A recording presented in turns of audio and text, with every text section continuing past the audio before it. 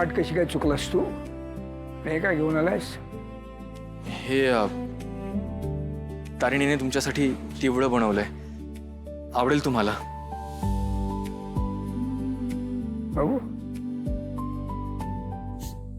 बाबा हं? काय बाबा काय बाबा काय? हं? अरे सून येऊन भेटून गेली मला. लेक कुठे होता? हा, अरे इथे बेडवर पडू नये मी. कुठे पसार झाला होतास तू? ते थोडं काम होतं. होय, काम होतं. एवढं काय महत्वाचं काम होतं रे? हं? सॉरी बाबा. लागलं नाही ना? ए, काय झालं? पहिल्यांदा बाबांच्या हातचा धपाटा खाल्लाय, आवडलं मला हे. पहिला आहे, शेवटचं असं समजू नकोस.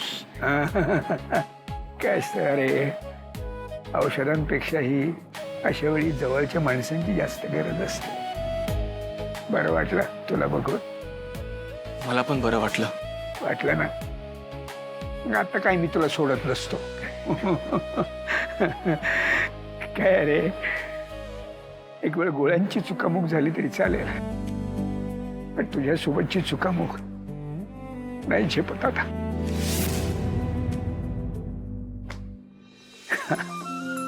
पर बाहेर पद्मिनीच्या मैत्रिणी आल्यात ना? हो.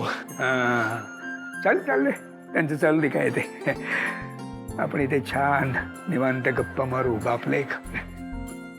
चालेल चालेल. हे घे ना. हो मी घेत. अरे वा, हा बघा आमचा युवराज आला. युवी, युवराज, अरे किती महिन्यांनी भेट झाली आपली. आजकाल खूप बिझी असतोस ना, पण आज घरात कसा काय? खरं तर तुमच्यासाठी घरी राहिलाय तो. तुम्ही भेटणार आहात ना त्याला, म्हणून. Oh, so sweet of you. मी स्वीट तुमच्यापेक्षा जरासं कमी आहे. काय रे युवराज? पण युवी, काय काम करतोस की लाईफ एन्जॉयच करतोयस अजून?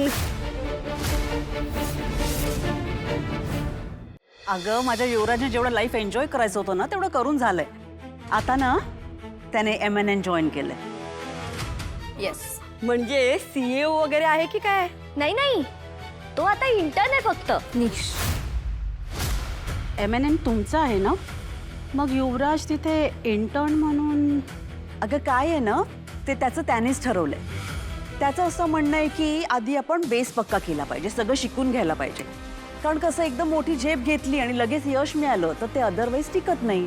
त्यामुळे बेस पक्का करतोय तो.